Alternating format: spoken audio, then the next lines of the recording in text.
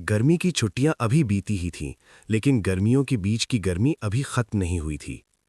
तेज सूरज आकाश में ऊंचा लटका रहा था, जिससे जमीन झुलस गई थी और गर्मी की लहरें उठ रही थीं। छात्र अभी भी छुट्टियों की मस्ती में डूबे हुए थे। खूबसूरत मौसम की तरह वे ऊर्जा से भरे हुए थे, पागलपन से अपने होमवर्क को पकड़ रहा था। अरे, आपने इस प्रश्न के लिए सी को क्यों चुना? क्या आपको पूछने की भी जरूरत है? सी सबसे लंबा है? ये समझ में आया। 3 लंबे और एक छोटे सबसे छोटे, 3 छोटे और एक लंबे सबसे लंबे थे। अलग अलग लंबाई बी थी, असमान लंबाई डी थी, समान लंबाई ए थी और समान लंबाई सी थी।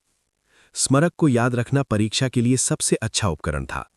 हालांकि कोई नहीं जानता था कि इसका सुझाव किसने दिया था, लेकिन ये अनजाने में मुंह से फैल गया था। लगभग हर छात्र इसे जानता था। कक्षा में शोरगुल के बीच सामने का दरवाजा फिर से खुला हुआ था। कंधे पर बैग लटकाए हुए एक लड़के की पतली आकृति अंदर आई।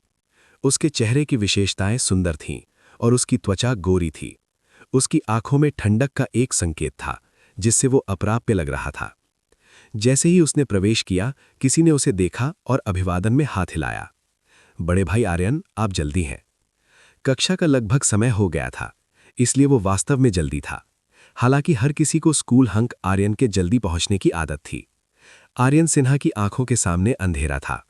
जब वो भावहीन था तो उसका चेहरा ठंडा था, जैसे कि वो किसी से नाराज हो गया हो और बुरे मूड में हो।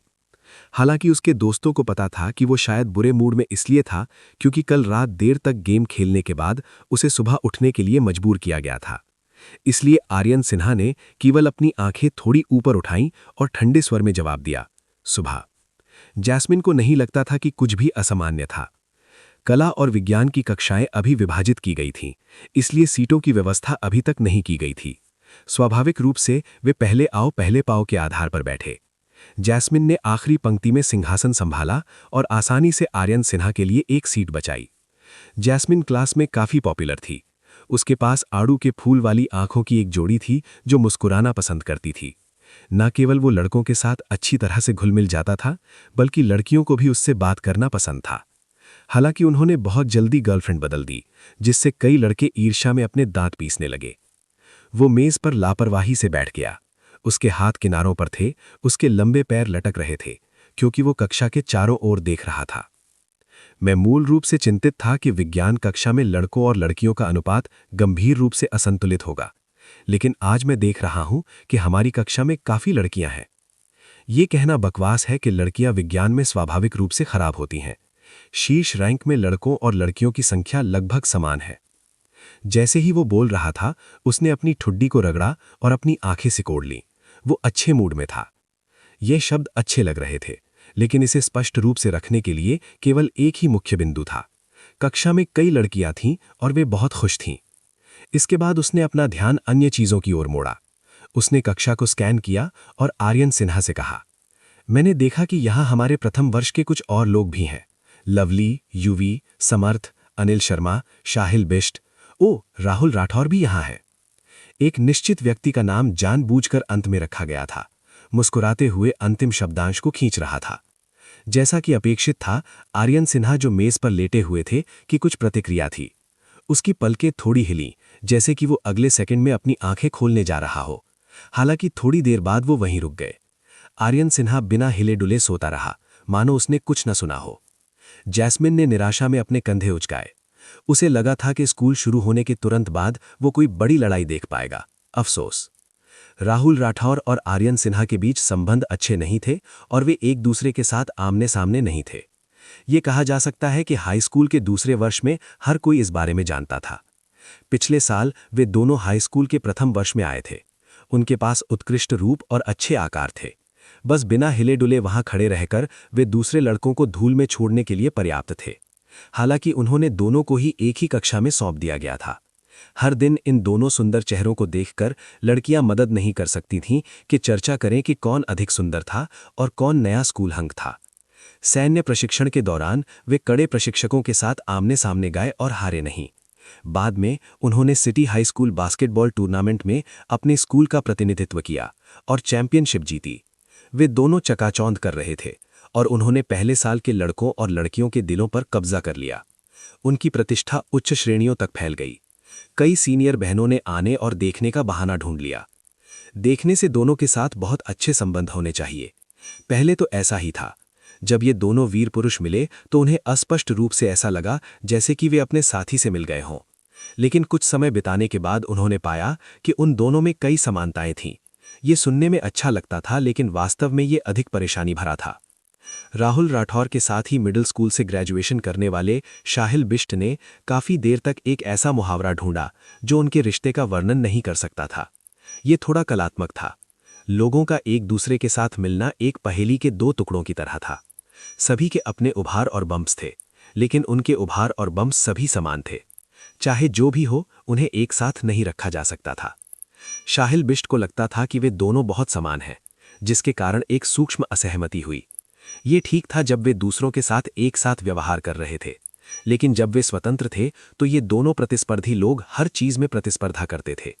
क्योंकि उनका व्यक्तित्व समान था, उन्हें एक ही चीजें पसंद थीं। उनके कपड़े टकरा गए, उनके खेल के पात्र टकरा गए, और उन्हें कैफेटेरिया में आखिरी भरी मछली से टकराना पड़ा। यहां तक कि जिन लड़कियों को वे पसंद करते थे वे भी वही थीं। जब उन्हें उदार कलाओं और विज्ञान की कक्षाओं में विभाजित किया गया तो उन्होंने सोचा कि वे अलग अलग कक्षाओं में होंगे और शायद हर दिन चिंगारी नहीं उड़ेगी। लेकिन किसने सोचा होगा कि ये भाग्य था या ये स्कूल उनसे बहुत प्यार करता था कि वे साथ बने रहे।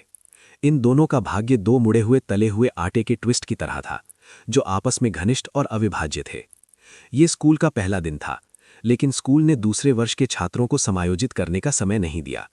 जब घंटी बजी तो कक्षा हमेशा की तरह शुरू हुई। शिक्षक पोडियम पर उत्साह में थे। उसकी लार हर जगह फैल रही थी और छात्र उसे सुनकर नींद में थे। खिड़की के बाहर रैंडम मिशन।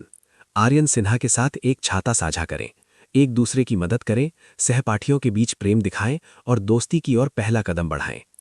सिस्टम की शांत आवाज उसके सिर में सुनाई दी। राहुल राठौर की पहली प्रतिक्रिया इसे पीटना था, लेकिन अगर सिस्टम ने ऐसा नहीं कहा होता तब भी वो ऐसा ही करता। उसने आर्यन सिन्हा को तरुण मित्तल से बात करते हुए देखा और छाते का उपयोग सवारी के लिए करने की कोशिश की। एक पुरुष और एक महिला एक छाते के नीचे छिपे थे, बूंदाबांदी में चल रहे थे। ये एक रोमांटिक स्थिति थी जो अच्छा प्रभाव डालने के लिए उपयुक्त थी।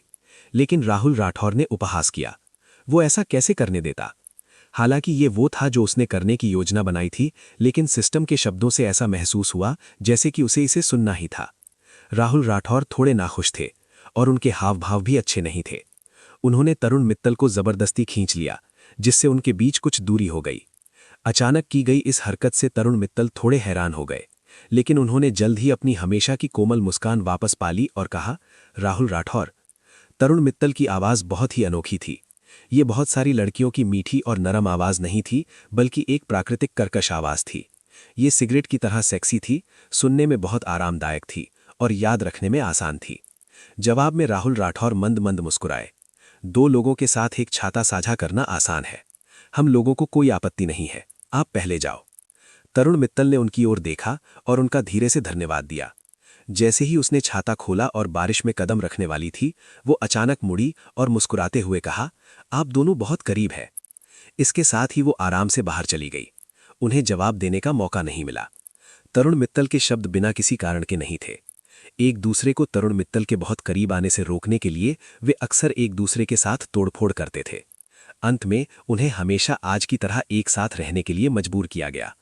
और जिस लड़की को वे पसंद करते थे, उसके सामने वे स्वाभाविक रूप से अभद्र नहीं होंगे। तरुण मित्तल की नज़र में वे भाई थे। राहुल राठौर और आर्यन सिन्हा ने एक दूसरे की ओर ठंडे भाव से देखा। अगर मैं उसके करीब हूं तो क्या मेरे सिर में कुछ गड़बड़ है? हालांकि उन्होंने अपने दिल में शाप दिया, लेकिन यह अनिवार्य था कि उन्हें छाते के नीचे एक साथ चलना चाहिए। आखिरकार वे ये पहले ही कह चुके थे।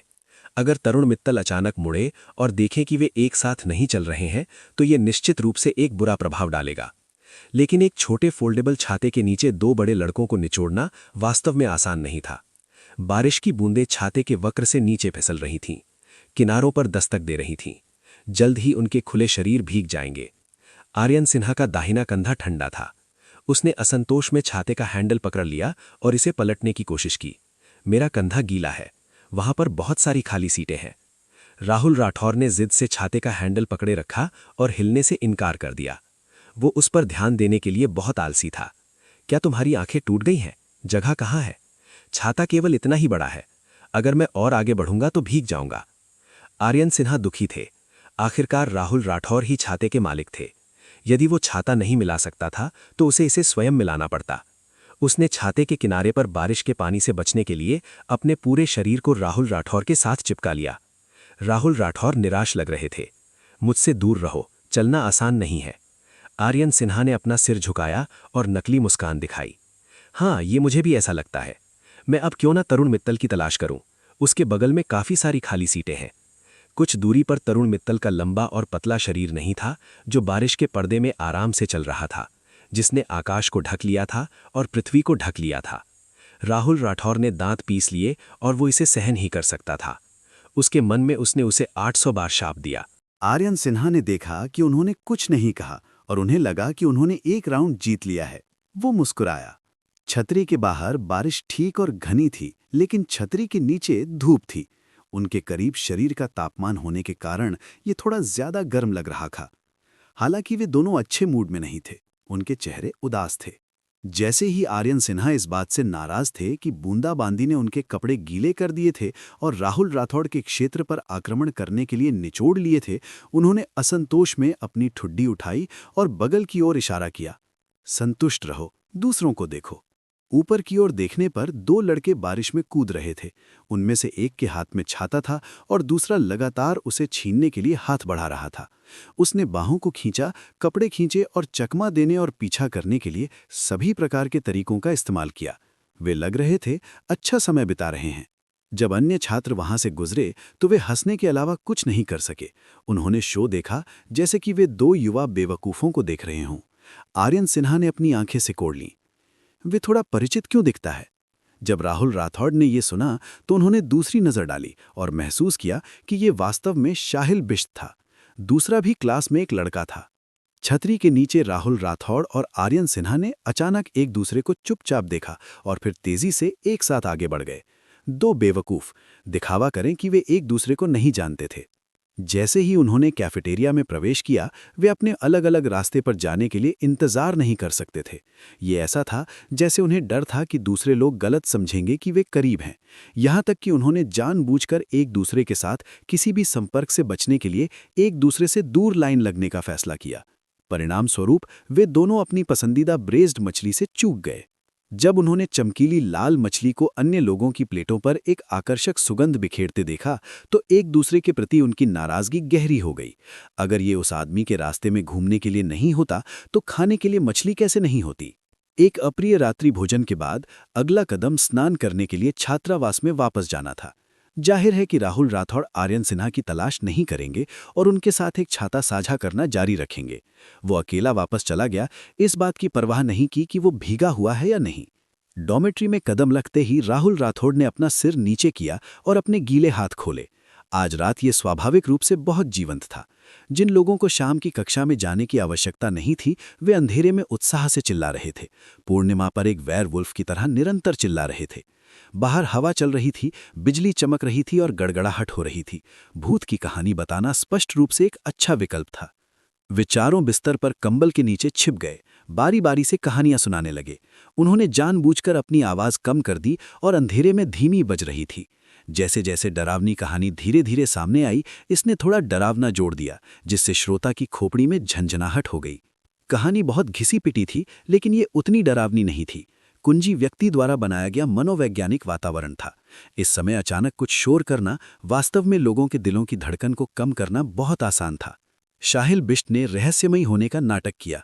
जब उसने कहानी सुनाई तो उसने अपनी ठुड्डी पर फोन की रोशनी भी चमकाई। जब उसके चेहरे पर रोशनी पड़ी तो उसने जानबूझकर एक अजीब सी हंसी निकाली और कहानी के चरमोत्कर्ष पर उसने अचानक अपने नुकीले दांत उघाए और अपने पंजे लहराए।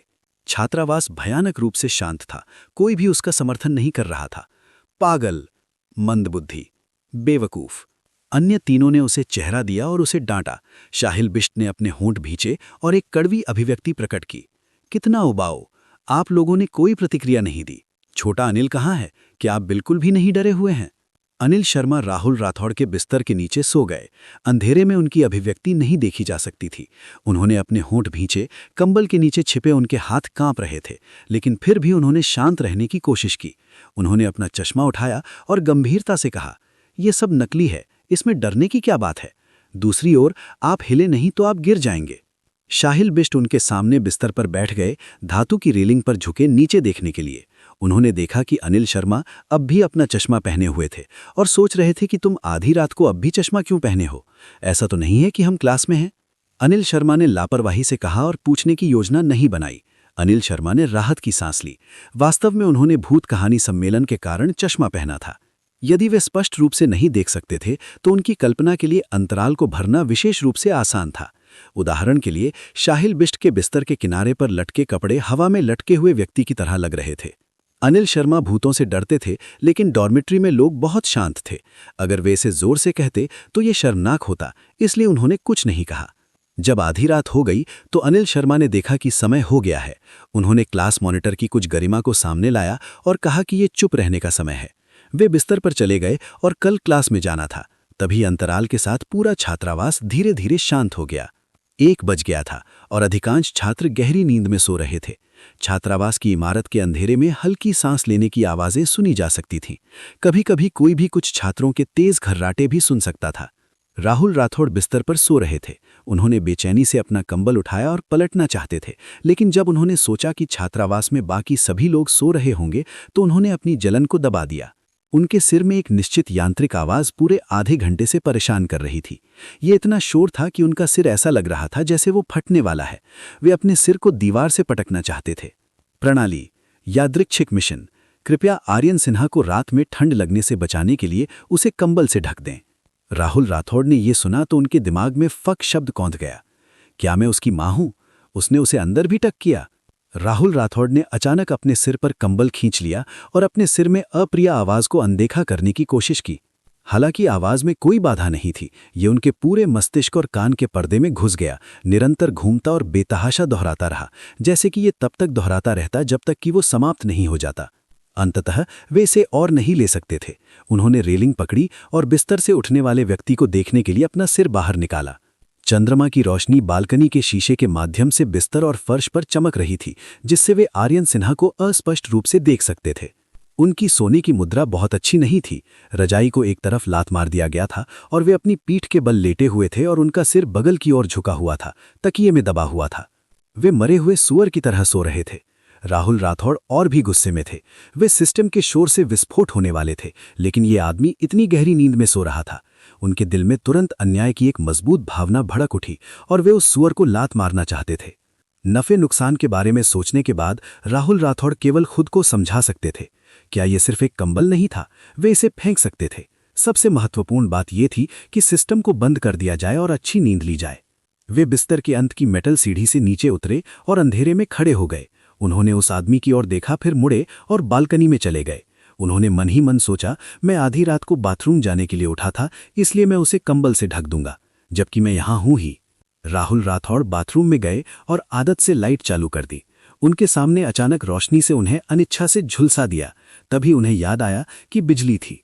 तभी वे थोड़ा शांत हुआ। हालांकि सितंबर में गर्मियों का अंत था, फिर भी वे रात में एयर कंडीशनर चलाए बिना चिपचिपा और असहज महसूस करते थे। राहुल राठौड़ ने अपनी पैंट पहनी और हाथ धोने के लिए बालकनी में चले गए। जब उन्होंने बाथरूम की लाइट बंद की तो उन्होंने अनिच्छा से दीवार के बाहर देखा। बाहर घुप अंधेरा था और वे अंधेरे में कुछ भी नहीं देख सकते थे। राहुल राठौड़ के रोंगटे खड़े हो गए। वे हेल्प नहीं कर सके और उस भूत की कहानी के बारे में सोचने लगे जो उन्होंने अभी अभी सुनी थी, और सभी प्रकार के अजीब और रक्त रंजित सीनों की कल्पना की। जब लाइट जली तो अंधेरा गहरा हो गया। वे मुड़े और छात्रावास में वापस जाना चाहते थे, लेकिन उनके पीछे अचानक हलचल हुई। वे चौंक गए और उनका दिल बहुत तेजी से धड़कने लगा। वे जल्दी से बालकनी के दरवाजे से बाहर निकले, जैसे कि इस रेखा को पार करने के बाद वे सुरक्षित हो जाएंगे। आर्यन सिन्हा पूरी रात ठीक से सो नहीं पाए। वे राहुल राठौड़ के अजीब व्यवहार के बारे में सोचते रहे, जो उन्हें कंबल से ढकने का था। क्या इसका मतलब था कि वे उनकी परवाह करते थे? क्या इसका मतलब था कि वे दोस्ती करना चाहते थे? क्या वे फिर से उनसे दोस्ती करना चाहते थे? लेकिन बहुत जल्दी उन्होंने अपने अनुमानों को पलट दिया। आखिरकार राहुल राठौड़ आमतौर पर उनके साथ मतभेद में थे। राहुल राठौड़ जब भी उनसे मिलते थे उनसे बहस करते थे और उनके साथ कभी अच्छा व्यवहार नहीं करते थे। उनका मन विचारों की गड़बड़ था। जब उन्हें अंततः नींद आई तो आकाश पहले से ही उज्जवल हो गया था। आधे घंटे से भी कम समय में वेकअप की घंटी बजी। जब बाकी सभी लोग एक के बाद एक उठे तो आर्यन सिन्हा ने करवट बदली और सोने के लिए अपना सिर कंबल में दबा दिया। अच्छी नींद ना आने का परिणाम ये हुआ कि वे अपनी आंखों के नीचे एक गहरे अभिव्यक्ति के साथ कक्षा में प्रवेश किए। वे दरवाजे पर जैस्मिन से टकराए, जो अभी अभी पानी की बोतल भरकर लौटी थीं। वे मुस्कुराए और चिढ़ाया, भाई आर्यन, आप कल रात कहाँ गए थे? ऐसा लगता है कि आपको बहुत मजा आया। ठीक है, मैंने आपके लिए पानी की एक बोतल भरने में मदद की। जैस्मिन ने हाथों में 2 बोतलें पकड़ी और उन्हें हिलाया। आर्यन सिन्हा जागने के बाद भी गुस्से में थे और बिल्कुल भी बात नहीं करना चाहते थे। उसकी काली आंखें बर्फ की परत की तरह थीं। उसने ठंडे स्वर में सिर हिलाया और कक्षा में चलने के लिए मुड़ गया। जब वो ब्लैकबोर्ड के पास से गुजरा तो शाहिल बिष्ट अपने बट को घुमा रहा था और अन्य छात्रों के साथ उच्च उत्साह में खेल रहा था। जब उसने देखा कि कोई उसके पास से गुजर रहा है तो उसने लापरवाही से अपने बट को थप्पड़ मारा और उत्साह से चिल्लाया, सुबह बेबी। आर्यन सिन्हा अपनी पटरियों में रुक गया और उसने अपना सिर घुमा लिया। उसने अपनी आंखें सिकोड़ लीं और अपनी बेहद ठंडी निगाहें शाहिल बिष्ट पर बंद कर लीं। क्योंकि उसके चेहरे पर कोई भाव नहीं था, उसकी मजबूत विशेषताएं स्पष्ट थीं, जिससे वो बेहद ठंडा लग रहा था। उसकी टकटकी एक तेज बर्फ की तरह थी, जो एक ठंडी रोशनी को प्रतिबिंबित करती थी, जिसने लोगों को घबरा दिया था। क्या तुम मरना चाहते हो? उसकी ठंडी और कर्कश आवाज शत्रुता से भरी हुई थी।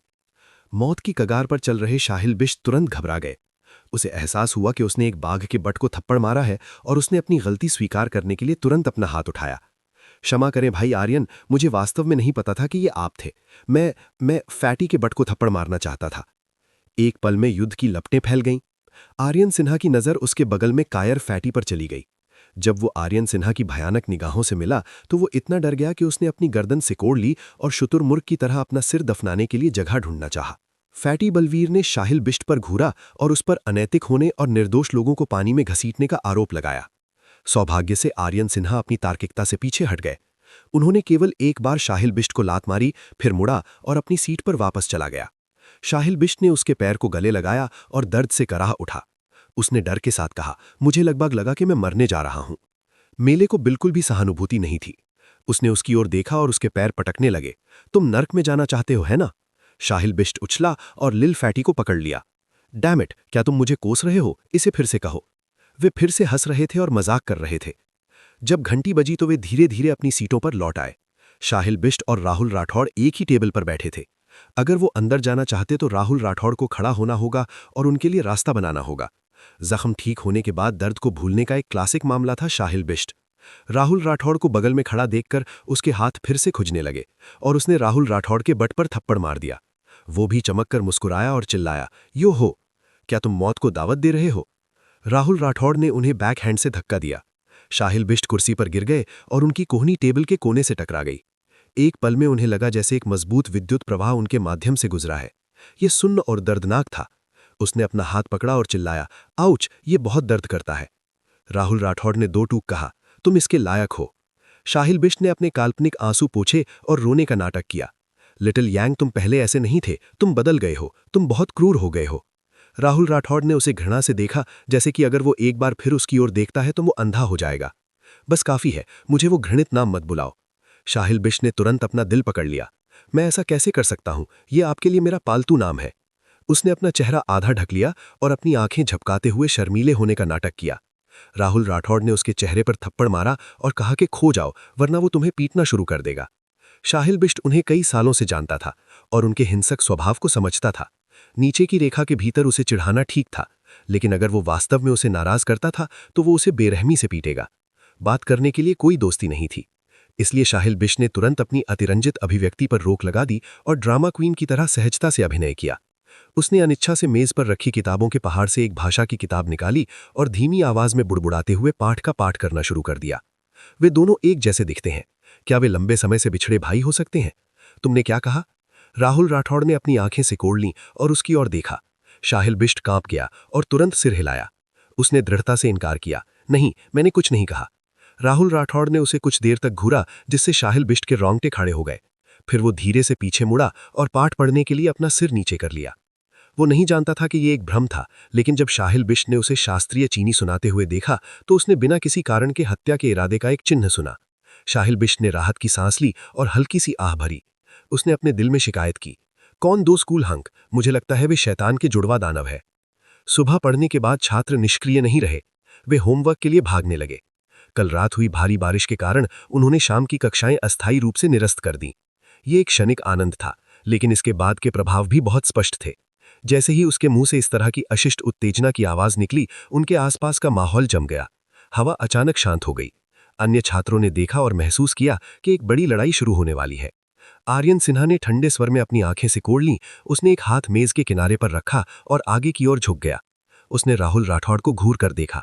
क्या ये मेरी गलती है कि आपका बॉक्स सार्वजनिक क्षेत्र में रास्ता रोक रहा है?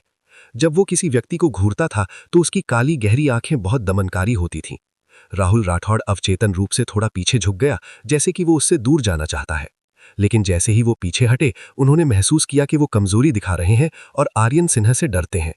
इसलिए ना सिर्फ राहुल राठौड़ पीछे हटे, बल्कि उन्होंने अपनी गर्दन भी अकड़ ली। वो एक दूसरे को घूर कर देखते रहे, ना ही एक कदम पीछे हटने को तैयार थे। ऐसा लग रहा था जैसे पलक झपकने पर वो हार जाएंगे। इस समय बेरहम शाहिल बिश्त अभी अभी शौचालय का उपयोग करके लौटा था। उसने अपने हाथों से पानी हिलाया और कक्षा में चला गया। वो दूर से देखता है। उसने केवल दृश्य की सतह को देखा और तनावपूर्ण माहौल पर ध्यान नहीं दिया। वो हंसा और चिल्लाया, हे, तुम लोग किस खेल में खेल रहे हो? जब तुम हारते हो तो तुम मुझे चूमना चाहते हो, ये एक अच्छी सजा है। वाक्य के अंत में एक चपल लहरदार रेखा थी। उसकी भौहें कांप रही थीं और वो उत्साह से एक साथ खेलना चाहता था। अन्य छात्र उसे याद दिलाना चाहते थे, लेकिन वे इस युवक का विरोध नहीं कर सकते थे जो हवा की तरह था। वो दौड़ा और वातावरण को गंभीर रूप से नष्ट कर दिया, जिससे मूल रूप से तनावपूर्ण माहौल अजीब हो गया। राहुल राठौड़ के बगल वाला छात्र इसी समय लौटने वाला था। उसने अजीब तरीके से अपने बॉक्स को दूर हटाया और वातावरण को शांत करने की कोशिश की। माफ कीजिए, मेरा बॉक्स थोड़ा बड़ा है, मैं इसे कक्षा के पीछे ढकेल दूंगा। जैसे ही भारी बॉक्स को हटाया गया, एक रास्ता तुरंत साफ हो गया। ऐसा लग रहा था जैसे आर्यन सिन्हा के पास वहां खड़े होकर राहुल राठौड़ के साथ बहस करने का कोई कारण नहीं था। आसपास के छात्रों की निगाहों के नीचे उन्होंने राहुल राठौड़ को ठंड से देखा। वो खाली रास्ते पर नहीं चले, लेकिन उन्होंने राहुल राठौड़ के खिलाफ जाने पर जोर दिया। उन्होंने एक कदम आगे बढ़ाया और आसानी से राहुल राठौड़ के बॉक्स के ऊपर से कदम रख दिया। वो कक्षा के पीछे कचड़े के डब्बे में चला गया और लापरवाही से ब्रेड के प्लास्टिक के बैग को डस्टबिन में फेंक दिया। फिर वो फिर से मुड़ा और लापरवाही से अपनी सीट पर वापस चला गया। जैस्मिन, जो उसके सामने की लड़की के साथ चैट कर रही थी और शो देख रही थी, मुस्कुराई और उसके कंधे पर हाथ रख दिया। उन्होंने चिढ़ाया, भाई आर्यन, जब आप कचड़ा फेंक रहे होते हैं तब भी आप बहुत कूल लगते हैं।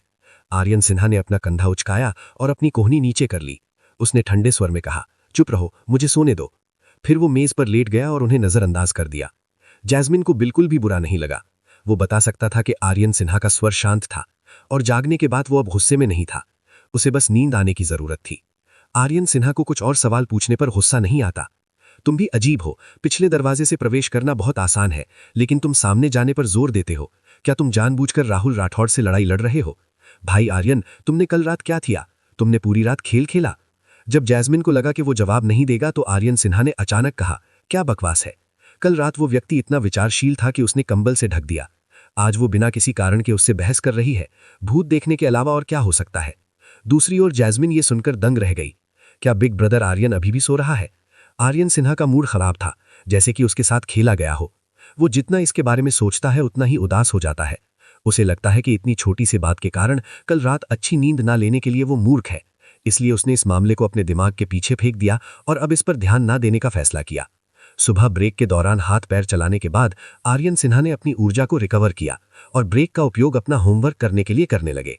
दुर्भाग्य से जैसे ही वो थोड़ा शांत हुआ, स्वर्ग उसके खिलाफ लग रहा था। लिखते ही पेन अचानक बंद हो गया। उसने गुस्से में इसे कई बार घुमाया और उसके कपड़ों पर कुछ काले धब्बे पड़ गए। ये एक आंख पकड़ने वाला दृश्य था। आर्यन सिन्हा ने पेन को फेंक दिया और दूसरा तलाश करने की कोशिश की तो पता चला कि दूसरा और भी खराब है। ये इंक से बाहर था। स्कूल अभी शुरू ही हुआ था और आर्यन सिन्हा अभी तक सीखने के मोड में भी नहीं आया था। उसके पास सबसे बुनियादी पेन भी तैयार नहीं थी। आर्यन सिन्हा इतना गुस्से में था कि वो हंसना चाहता था। उसके पास घूमने और जैस्मिन से इसे उधार लेने के लिए कहने के अलावा कोई चारा नहीं था। तभी उसे याद आया कि जैस्मिन कैंटीन गया था। वो निश्चित रूप से वापसी पर लड़कियों पर मार रहा होगा, इसलिए वो इतनी जल्दी वापस नहीं आएगा। आर्यन सिन्हा ने गलियारे के पार लड़के से इसे उधार लेने के लिए अपना सिर घुमाया, लेकिन जब उसने अपना सिर घुमाया तो वो गलती से राहुल राठौड़ की निगाहों से मिल गया। वो कक्षा के पीछे खड़ा था और उसकी ओर आ रहा था। उसके पीछे कक्षा का स्टील का दरवाजा था। वो बंद नहीं था और सूर्य की रोशनी दरवाजे के माध्यम से चमक रही थी, जिससे उसके चारों ओर एक आभा मंडल बन गया। इसे इस तरह से देखना थोड़ा चकाचौंध लग रहा था। आर्यन सिन्हा ने अवचेतन रूप से अपनी आंखें सिकोड़ लीं। राहुल राठौड़ को उम्मीद नहीं थी कि वो अचानक पलट जाएगा। जैसे ही उनकी निगाहें मिली, वो दंग रह गया। बेशक आर्यन सिन्हा ने नहीं सोचा था कि वो उसे ढूंढ रहा है, इसलिए उसे परवाह नहीं थी। उसने केवल उस पर नजर डाली और अपने बगल की मेज को थपथपाना जारी रखा। युवी, मुझे उधार दो। कुछ दूरी पर राहुल राठौड़ किसी बात से उकसाते नजर आ रहे थे। वो अचानक तेजी से चला गया और आर्यन सिन्हा की मेज के बगल में एक कलम थपथपा दी। उसने ठंडे स्वर में कहा, मैं इसे आपको उधार दे रहा हूं, आपको इसे वापस करने की आवश्यकता नहीं है। आर्यन सिन्हा दंग रह गए। उसने अजीब भाव से उसकी ओर देखा। ये सामान्य था। उन्होंने कुछ समय पहले स्पष्ट रूप से बहस नहीं की थी, लेकिन अब वो अचानक अपनी मर्जी से कलम उधार लेने आया था। इसके अलावा उसे कैसे पता चला कि उसे एक कलम की जरूरत है? क्या ऐसा हो सकता है कि वो उस पर नजर रख रहा हो? आर्यन सिन्हा ने पूछा, आप मुझे एक कलम क्यों उधार देना चाहते हैं? राहुल राठौड़ ने अधीरता से उसकी ओर देखा। वो किसी ऐसे व्यक्ति की तरह नहीं दिखता था जो उत्साहपूर्वक एक सहपाठी की मदद करेगा। उनका रवैया मदद के हाथ की तुलना में सुरक्षा धन इकट्ठा करने की धमकी की तरह था। आर्यन सिन्हा अपनी ही कल्पना पर हंसना चाहते थे। जैस्मिन ने कप दूध की चाय लेकर कक्षा में लौट आई और धीरे धीरे अपनी सीट पर चली गई। उन्होंने देखा कि आर्यन सिन्हा हाथ में पेन लेकर खेल रहे थे। वो अपने होमवर्क पर ध्यान नहीं दे रहा था और अचंभे में था। जैस्मिन ने दूध की चाय का एक घूंट लिया और चिढ़ाया, भाई आर्यन, तुम क्या कर रहे हो? आप ऐसे दिखते हैं जैसे आप अपने प्रेमी को देख रहे हैं। क्या ये कलम सिर्फ एक महान सुंदरता बन गई और आपकी आत्मा को चुरा लिया? आर्यन सिन्हा ने उनके चिढ़ाने को नजरअंदाज किया और अपने हाथ में कलम को चुटकी लेने के लिए अपना सिर झुका लिया। उन्होंने अचानक कहा, ये वो कलम है जो राहुल राठौड़ ने मुझे दी है। राहुल राठौड़। उन्होंने विशेष रूप से इस पर जोर देने के लिए नाम दोहराया। उसकी काली आंखें अविश्वास से भर गईं। जैस्मिन ने ये सुना और आश्चर्यचकित हुए बिना नहीं रह सकी। उसने अपना सिर उठाया और दूर से एक निश्चित व्यक्ति को देखा। उसे? वाकई? जैस्मिन ने दूध की चाय का एक घूंट लिया और इसके बारे में सोचा। उन्होंने इसका तार्किक विश्लेषण किया। ये निश्चित रूप से नहीं है क्योंकि वो अपने दिमाग से बाहर है। कलम उधार लेना एक छोटी सी बात लग सकती है, लेकिन इसके पीछे गहरा अर्थ है।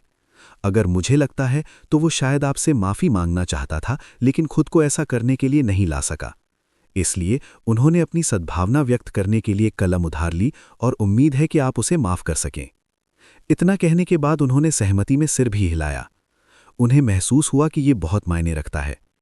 आर्यन सिन्हा ने उनसे कितना समझा और कितना मान लिया, ये तो वही जानते थे। आर्यन सिन्हा ने कलम को अपने हाथ में रगड़ा और अचंभे में पड़ गया। फिर उसने अपना सिर नीचे किया और अपना होमवर्क जारी रखा जैसे कि कुछ न हुआ हो। उधर राहुल राठौड़ ने कभी नहीं सोचा था कि इतनी छोटी सी बात दूसरों की नज़र में इतनी सारी जानकारी दे देगी।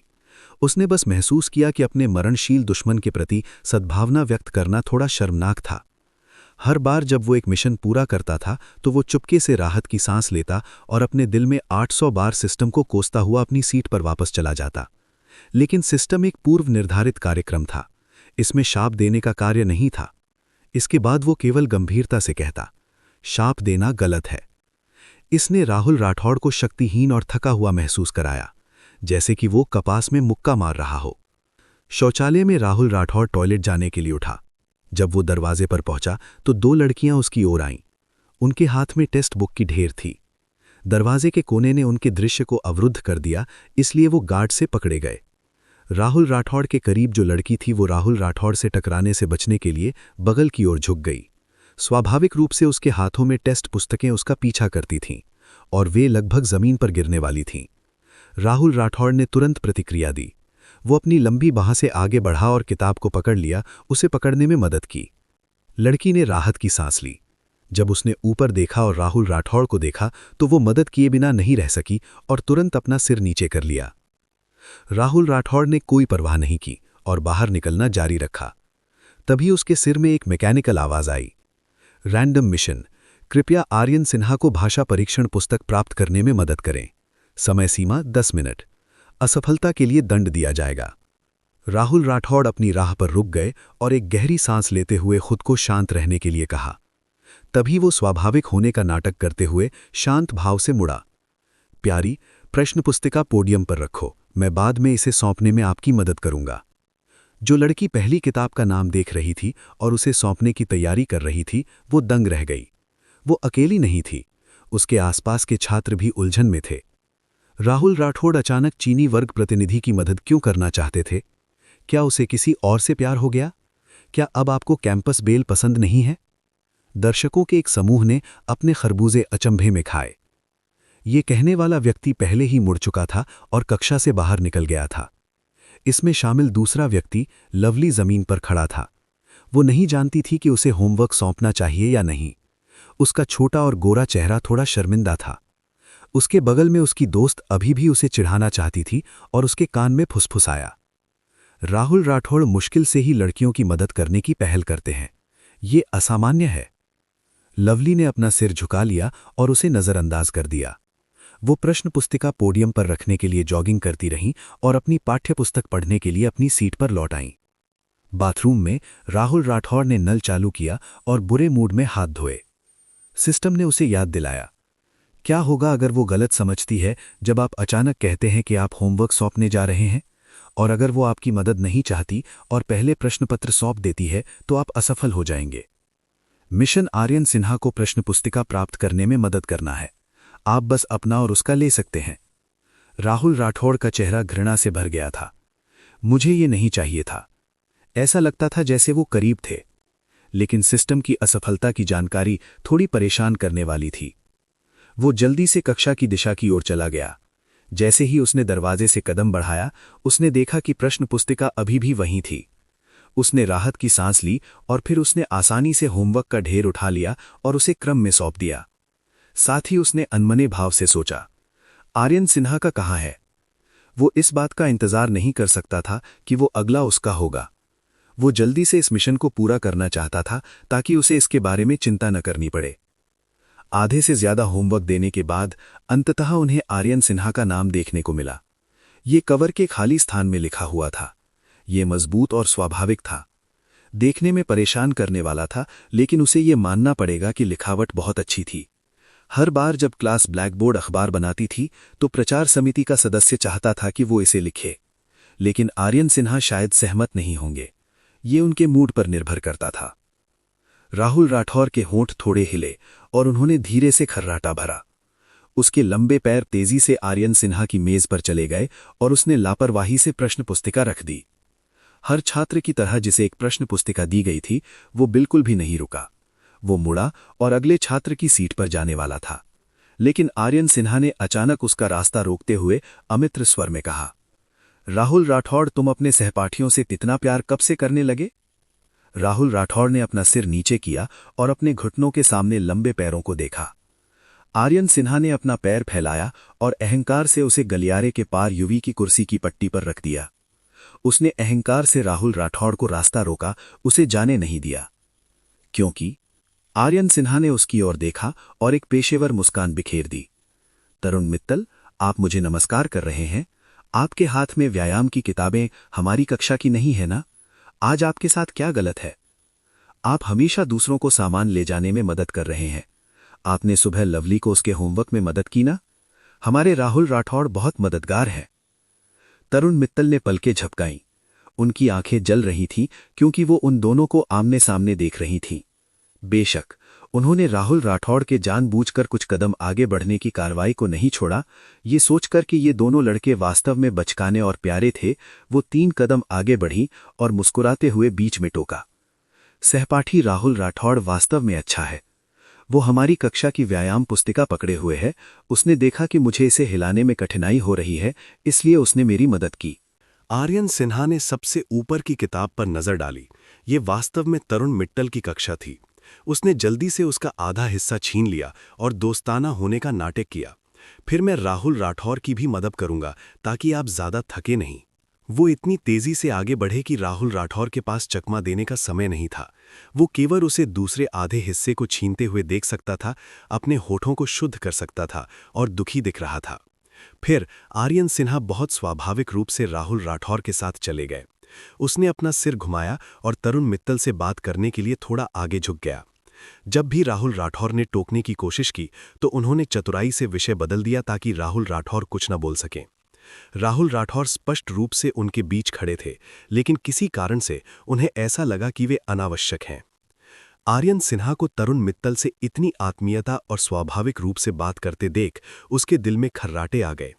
आप किस लिए दिखावा कर रहे हैं? यदि आप इतने बातूनी हैं तो मैं आपको अपनी सीट दूंगा। हालांकि वो अपने दिल में शिकायत कर रहे थे, लेकिन निश्चित रूप से राहुल राठौर ने उन्हें करीब आने देने के लिए अपनी सीट नहीं छोड़ी। इसके बजाय जैसे ही वो चल रहा था, वो गलती से आर्यन सिन्हा से टकरा गया। आर्यन सिन्हा के गिरने के पल का फायदा उठाते हुए उन्होंने फुर्ती से उसका हाथ पकड़ लिया और उसे ऊपर खींच लिया। वो मुस्कुराया और चिंता के साथ कहा, आर्यन सिन्हा, जब तुम चलोगे तो सावधान रहें, गिरो मत। बेशक आर्यन सिन्हा ने उनकी थोड़ी सी हरकत महसूस की, लेकिन तरुण मित्तल के कोण से ये एक अंधा स्थान था। आर्यन सिन्हा इतने नाजुक नहीं हो सकते थे और कह सकते थे कि राहुल राठौर ने उन्हें धक्का दिया था। वो केवल उज्ज्वल रूप से मुस्कुरा सकता था और राहुल राठौर के कंधे को थपथपा सकता था। धन्यवाद मेरे प्यारे और प्यारे सहपाठी। ज्यादा कुछ नहीं, ये सिर्फ इतना है कि मेरी मुट्ठी लड़ने के लिए खुजली कर रही है। राहुल राठौर मुस्कुराते हुए अपनी आंखों का इस्तेमाल करते हुए एक मौन संदेश दिया, निश्चित रूप से मुझे आपका साथ देने में खुशी होगी। तरुण मित्तल ने देखा कि उनकी आंखों में चिंगारी उड़ रही थी। ऐसा लग रहा था जैसे उसे उनके बीच कुछ भी गलत महसूस नहीं हुआ था। वो मुस्कुराई जैसे उसे कुछ भी महसूस नहीं हो रहा हो। आप दोनों के बीच बहुत अच्छे संबंध हैं। आर्यन सिन्हा ने एक हाथ से एक्सरसाइज बुक को पकड़ा और राहुल राठौर के कंधे पर अपना हाथ डाल दिया। वो मुस्कुराया और कहा, हाँ, हम वास्तव में करीब हैं। राहुल राठौर को घृणा हुई और वो अपना हाथ झटकना चाहते थे, लेकिन अचानक उन्होंने सिस्टम को उनके दिमाग में बोलते हुए सुना, रैंडम मिशन, कृपया आर्यन सिन्हा को व्यायाम पुस्तकों को स्थानांतरित करने में मदद करें। समय सीमा 3 मिनट। असफलता को दंडित किया जाएगा। ये सुनकर कि समय सीमा इतनी कम है, राहुल राठौर किसी और चीज की परवाह करने के लिए बहुत आलसी थे। वो अचानक आर्यन सिन्हा के हाथों से व्यायाम पुस्तक छीनने के लिए आगे बढ़ा। आर्यन सिन्हा के कंधे पर एक हाथ था, इसलिए वो उसकी हरकतों को आसानी से भांप सकता था। आर्यन सिन्हा ने फुर्ती से अपना हाथ छोड़ दिया और पीछे की ओर चकमा दे दिया, उसे अपने रास्ते पर नहीं जाने दिया। तुम अचानक इतनी जल्दी में क्यों हो? क्या तुम्हें याद है कि इस किताब में कोई श्रेयस्य है? लड़ाकू क्षमता के मामले में राहुल राठौर और आर्यन सिन्हा लगभग एक समान थे। आर्यन सिन्हा लोगों को परेशान करने और उनकी भावनाओं को परेशान करने के लिए शब्दों का इस्तेमाल करते थे। राहुल राठौर का स्वभाव खराब था। अतीत में वो उसके साथ कई बार लड़ा था और हमेशा उसे घृणित होने के लिए डांटा था। वास्तव में दोनों लगभग एक ही थे। दोनों में से कोई भी अच्छे लोग नहीं थे। 3 मिनट जल्दी बीत गए। आर्यन सिन्हा तेजी से चले और जल्द ही कक्षा 3 में पहुंच गए।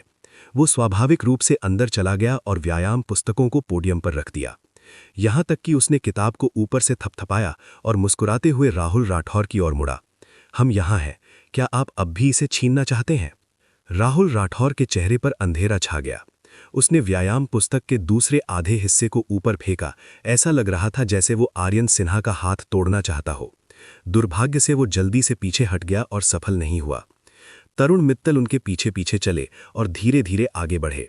वो खुद से हंसते हुए बोली, क्या ये दोनों लोग यकीन है कि वो मेरा पीछा कर रहे हैं? वे मेरे बारे में भूल गए हैं, वे मजे कर रहे हैं। उसने ये नहीं दिखाया कि वो अपने चेहरे पर क्या सोच रही है। वो गर्मजोशी से मुस्कुराई और उन्हें धन्यवाद दिया। राहुल राठौर का मूड खराब था, लेकिन आर्यन सिन्हा खुश दिख रहे थे। राहुल राठौर को शाहिल बिष्ट ने धक्का दिया और उन्हें आर्यन सिन्हा की बाहों ने धकेल दिया। वो उठना चाहता था, लेकिन उसके पैर हिल नहीं पा रहे थे, इसलिए वो काफी देर तक संघर्ष करता रहा और गलती से आर्यन सिन्हा के शरीर में धक्का खा गया। वो मदद नहीं कर सके और दर्द में शिकायत करने लगे, क्या इस आदमी का शरीर लोहे से बना है? ये इतना कठोर क्यों है? राहुल राठौर की नाक और कंधे की हड्डियां टकराने से नुकसान में थीं। उनकी नाक लाल थी और खारा पानी उनकी आंखों के कोनों से भी रिस रहा था। आर्यन सिन्हा ने ये देखा और उन्हें खड़े होने में मदद की। वो मुस्कुराया और कहा, शाहिल बिष्ट, खेलना बंद करो। देखो, तुमने राहुल राठौर को रुला दिया है। ये शब्द राहुल राठौर को मुसीबत से बाहर निकालने में मदद करने के लिए थे, लेकिन वास्तव में उनमें कोई दया नहीं थी। उनकी आंखें उपहास और उत्तेजना से भरी थीं। बेशक आर्यन सिन्हा ने इसकी बिल्कुल भी सराहना नहीं की। वो काले चेहरे के साथ चिल्लाया, रो अपनी माँ। आर्यन सिन्हा ने चिढ़ाते हुए कहा, मेरी माँ यहां नहीं है, इसमें रोने की क्या बात है? उसने अपनी नाक नहीं मारी। ये पर्याप्त नहीं था। वो मुस्कुराया और राहुल राठौर के सिर को रगड़ा जैसे किसी बच्चे को फुसला रहा हो। ठीक है, रो मत, रो मत। यदि तुम रोते रहोगे तो तुम्हारे खाने के लिए कोई कैंडी नहीं होगी। राहुल राठौर गुस्से में था। इसे एक बड़ा अपमान कहा जा सकता है। राहुल राठौर की आंखें चौड़ी हो गईं, उनकी हल्की भूरी आंखें करीब थीं और आर्यन सिन्हा को एहसास हुआ कि उनकी आंखें बिल्ली की तरह गोल थीं। वे दुर्लभ ग्लास के मोतियों की तरह एक सुंदर रंग की थीं, जो सूर्य के नीचे एक अनूठी चमक के साथ चमक रही थीं। इसी समय घंटी बजी और राहुल राठौर के मन में शांत हो गई व्यवस्था ने कहा, सजा खत्म हो गई, सामान्य स्थिति में वापस। राहुल राठौर को तुरंत एहसास हुआ कि वो अपने पैर हिला सकते हैं।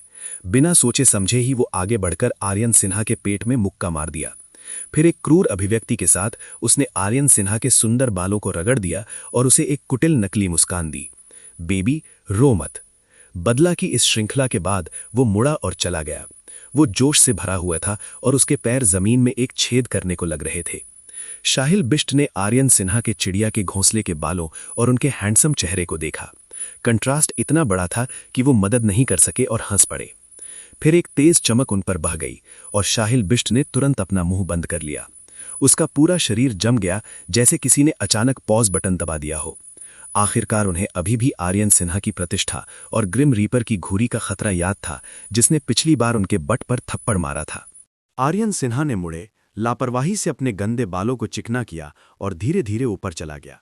उसके चेहरे पर गुस्से का कोई निशान नहीं था और जब उसने कोने को घुमाया तो उसके होंठ एक अजीब सी मुस्कान में बदल गए। पीछे पीछे चल रहे शाहिल बिष्ट अवाक रह गए। क्या ऐसा हो सकता है कि आर्यन सिन्हा एक मसौचिस थे? अन्यथा वो पिटाई के बाद भी कैसे हंस सकता था? शाहिल बिष्ट अभी हंसने ही वाले थे कि उन्हें फिर से घूर कर देखा गया। उसने तुरंत अपना सिर नीचे कर लिया, डरपोक और आज्ञाकारी लग रहा था। कक्षा में देर से आने वाले 2 छात्रों को उनकी सीटों पर वापस बिठाने से पहले शिक्षक ने फटकार लगाई और एक नई कक्षा शुरू हुई। 40 मिनट बीत गए, समय तेजी से उड़ गया और एक स्पष्ट और मधुर घंटी बजी। पोडियम पर गणित के शिक्षक ने कहा, कक्षा खारिज होने से पहले इस प्रश्न को समाप्त करें। एक और 7 मिनट के बाद कक्षा को अंततः आधिकारिक तौर पर खारिज कर दिया गया। कक्षा में बेचैन छात्र पीछे नहीं रह सके और तुरंत उठकर बाहर भाग गए। दूसरी पंक्ति में बैठे अनिल शर्मा तेजी से पोडियम पर चले गए। काले गोल किनारे वाले चश्मे पहने उनका पतला फिगर बिल्कुल भी खतरनाक नहीं लग रहा था। उसने नीचे खेलते और चिल्लाते हुए लड़कों को देखा और सभी का ध्यान आकर्षित करने के लिए केवल मेज को थपथपा सकता था। फिर उन्होंने जोर से कहा, कल सीटें बदले। यदि किसी के पास कोई विचार है तो कृपया उन्हें जल्द से जल्द सामने लाएं। हमें आज बैठने के कार्यक्रम पर फैसला करना है और हम उन लोगों का इंतजार नहीं करेंगे जो देर से आए हैं। जब ये खबर आई तो कक्षा के अधिकांश लोगों में विस्फोट हो गया। उन्होंने तुरंत उन दोस्तों की तलाश की जिनके साथ उनके अच्छे संबंध थे और डेस्कमेट बनने के लिए कहा। डेस्कमेट्स एक बहुत ही खास रिश्ता था। ये बेहद मूल्यवान था और इससे जो भावना पैदा हुई वो भी बहुत अलग थी। ये कक्षा में आपके निकटतम व्यक्ति से सिर्फ 1 हाथ की दूरी पर था। वे कक्षा में आपसे फुसफुसाते थे, चुपके से आपको नोट्स पास करते थे, शिकायत करते थे कि होमवर्क की नकल करते समय आप धीमे थे। जब आप कक्षा में सो रहे थे तो शिक्षक की देखभाल करने में आपकी मदद करेंगे। जब शिक्षक ने आपसे प्रश्न पूछे तो चुपके से आपको याद दिलाएं। जब आपके पास कलम खत्म हो गई तो आपको एक कलम उधार देंगे। जब ये दिया गया था तो आपको होमवर्क करने में आपकी मदद करें। शायद स्कूल भी डेस्कमेट्स की शक्ति को जानता था, इसलिए वे आमतौर पर लड़कों और लड़कियों को डेस्कमेट होने से मना करते थे ताकि पपी प्यार के बीज को रोका जा सके और पालने में प्यार के लिए सुविधाजनक वातावरण को बुझाया जा सके। लेकिन इसने छात्रों को उपहास और उपहास करने से नहीं रोका। जब किसी को विपरीत लिंग के किसी व्यक्ति पर क्रश होता था तो इस समय उनके बगल में बुरा दोस्त उनके कंधे के चारों ओर अपना हाथ रखता था और हंसता था, यहाँ आपका मौका है। क्या आप चाहते हैं कि मैं उस व्यक्ति के नाम के साथ आपका नाम लिखूं? लहरदार रेखा के अंत में लहरदार ध्वनि यौवन की छोटी सुंदरता थी। आखिरी पंक्ति के लड़के अब इस तरह के मजाक और हंसी कर रहे थे। विषय के केंद्र में लड़का नाराज और शर्मा गया। उसने झुंझलाहट में अपने बुरे दोस्त को दूर ढकेल दिया, लेकिन उसकी आंखें मदद किए बिना नहीं रह सकीं और अपने दिल में लड़की पर एक नज़र डालने लगीं। उसकी प्रतिक्रिया जानना चाहती थीं। और लड़की ने अपना सिर नीचे कर लिया, अपने अच्छे दोस्त का हाथ पकड़ लिया और जल्दी से कक्षा से बाहर भाग गई। लेकिन कई छात्रों ने उसके चेहरे पर लाली देखी। कक्षा के 3 मिनट जल्दी ही बीत गए। पूरी ट्रेन में शाहिल बिष्ट की अंग्रेजी सबसे खराब थी। उन्हें बहुत व्यस्त कहा जा सकता है। जब उसकी बारी आई तो उसने प्रश्नों की संख्या पर टैप किया, फिर दूसरों से पूछने के लिए अपना सिर घुमाया कि उन्हें 5वें प्रश्न के लिए कौन सा प्रश्न चुनना चाहिए और उन्होंने इसे क्यों चुना। काफी मुश्किल के बाद आखिरकार उसे जवाब मिल गया। तीसरा छात्र निराश था और इसका जवाब नहीं दे सका। शिक्षक ने कहा, अगला, ये वही प्रश्न है। शाहिल बिष्ट अवाक रह गए। वो चौथे प्रश्न का उत्तर तलाशने लगा। जब उसकी बारी आई तो शिक्षक ने मुस्कुराते हुए पूछा, प्रिय, तुम इतने लंबे समय से व्यस्त थे, क्या तुम्हें सही जवाब मिला? शाहिल बिष्ट फूट फूट कर खड़े हो गए। वो अपनी पीठ भी सीधी नहीं कर पा रहा था। उसकी आंखें आक्रोश से भरी हुई थीं। उसने पोडियम पर शिक्षक की ओर देखा और शिकायत की, शैतान, ये एक शैतान है। शिक्षक, मुझे नहीं पता, अंग्रेजी कक्षा की शिक्षिका ने कहा। कृपया अंग्रेजी में बोले। शाहिल बिष्ट ने कहा, मुझे माफ करें, मुझे नहीं पता। वो इतना कड़वा था कि उसका चेहरा मांस के बन की तरह सिकुड़ गया। दूसरी ओर अन्य छात्र उसके दुर्भाग्य पर हंस रहे थे। उसके डेस्क मेट राहुल राठौर भी हंस रहे थे। शाहिल बिष्ट ने उसे घूर कर देखा और वो और भी जोर से हंसा। दुर्भाग्य से 2 सेकंड से भी कम समय में अत्यधिक खुशी दुख में बदल गई और वो अब और नहीं हंस सका। सिस्टम ने कहा, random mission, please become desk mate with Aryan Sinha, time limit 1 day. Fail होने पर पनिशमेंट होगी। पनिशमेंट यह है कि मंडे को जब नेशनल फ्लैग होइस्ट होगा तो सारे टीचर्स और स्टूडेंट्स के सामने चिल्लाओ, आर्यन सिन्हा, मैं तुमसे दोस्ती करना चाहता हूं। राहुल राठौर ने कहा, FUCK। वो मदद नहीं कर सका और श्राप दिया। वो इतनी बुरी तरह से सिस्टम को पीटना चाहता था कि कोई भी इसे मूल फैक्ट्री में वापस लेकर नहीं जाएगा। ये सजा बहुत क्रूर थी। राहुल राठौर इतने भावुक थे कि उन्होंने अपनी आवाज को नियंत्रित नहीं किया और पोडियम पर शिक्षक ने सुन लिया। शिक्षक ने उसकी ओर देखा और धीरे से कहा, राहुल राठौर, खड़े हो जाओ। राहुल राठौर के चेहरे पर अंधेरा छा गया था, लेकिन वो फिर भी धीरे धीरे खड़ा हो गया। मैंने कहा कि मेरी कक्षा में मैं उम्मीद करता हूं कि आप जितना संभव हो सके अंग्रेजी में बात करें। तो राहुल राठौर, आपने जो कुछ कहा उसे आप अंग्रेजी में कैसे व्यक्त करते हैं? राहुल राठौर अवाक रह गए। उनके हाव भाव धीरे धीरे शाहिल बिष्ट की तरह होते जा रहे थे। अंग्रेजी शिक्षक की उत्साही और उत्साहवर्धक निगाहों के तहत राहुल राठौर ने अनिच्छा से कहा, SHIT, इस तरह की चीज, लेकिन अधिक सटीक होने के लिए ये होली शिट, खूनी नर्क होना चाहिए। छात्रों, ब्रिटिश और अमेरिकी नाटक देखें और आप ये देख पाएंगे कि नायक इसे कैसे कहते हैं। अधिक ध्यान दें। मुझे पता है कि विज्ञान की कक्षा में कई पुरुष छात्र हैं और आप में से कई लोग अंग्रेजी सीखना पसंद नहीं करते हैं, लेकिन हम उन विभिन्न लाभों के बारे में बात नहीं करेंगे जो भविष्य में अंग्रेजी आपके काम में लाएगी। बस इस बात को देखें कि जब आप यात्रा करते हैं तो आपको अनुवाद करने की आवश्यकता नहीं है, और जब आप ब्रिटिश और अमेरिकी टीवी नाटक देखते हैं तो आपको उपसर्ग लगाने की आवश्यकता नहीं है। ये पहले से ही बहुत बड़ी उपलब्धि है। मुझे उम्मीद है कि आप कड़ी मेहनत से अध्ययन करेंगे, इससे आपको कोई नुकसान नहीं होगा। अंग्रेजी शिक्षक ने शाहिल बिष्ट और राहुल राठौर को बैठने देने से पहले धीरे से बात की। उन्होंने उन्हें अगले छात्र को जारी रखने से पहले कक्षा में ध्यान देने की याद दिलाई। रोमांचक अंग्रेजी कक्षा के बाद शाहिल बिष्ट आखिरकार राहुल राठौर की जांघ को गले लगाने से खुद को नहीं रोक सके। अच्छा भाई, चलो साथ चलते हैं। बूहू, मैं बहुत प्रभावित हूं। राहुल राठौर ने उसके चेहरे पर थप्पड़ मार दिया। दफा हो जाओ, मुझे बाहर जाना है। शाहिल बिष्ट ने उत्सुकता से पलकें झपकाईं। हम कहाँ जा रहे हैं? राहुल राठौर अभी भी सिस्टम की बातों से नाखुश थे, इसलिए उन्होंने गुस्से में कहा, ऑफिस में जाओ और तुम्हें रिपोर्ट करो। कहो कि तुम कक्षा में अपने फोन के साथ खेल रहे हो। शाहिल बिष्ट ने और भी जोर से रोने का नाटक किया। वो कुआला भालू की तरह राहुल राठौर पर लटक गया और बुरी तरह से चिल्लाया, मत करो। हम अच्छे भाई हैं जो 81 कठिनाइयों से गुजरे हैं। हमने जीवन और मृत्यु को साथ गुजारा है। तुम मेरे साथ ऐसा नहीं कर सकते। ये बहुत क्रूर है। फोन मेरा एक हिस्सा है, मैं इसके बिना नहीं रह सकता। वाओ, उन्होंने कहा। राहुल राठौर निराश लग रहे थे। उन्होंने अपनी हथेली शाहिल बिष्ट के माथे पर दबाई और उसे दूर धकेल दिया। 81 कठिनाइयां? क्या तुम दूसरे बड़े भाई हो? शाहिल बिष्ट का चेहरा अचानक गंभीर हो गया। कौन सा दूसरा बड़ा भाई? मैं प्रसिद्ध मार्शल टियान पैंग हूं, इसलिए तुम मुझ पर नहीं बता सकते। राहुल राठौर अवाक रह गए।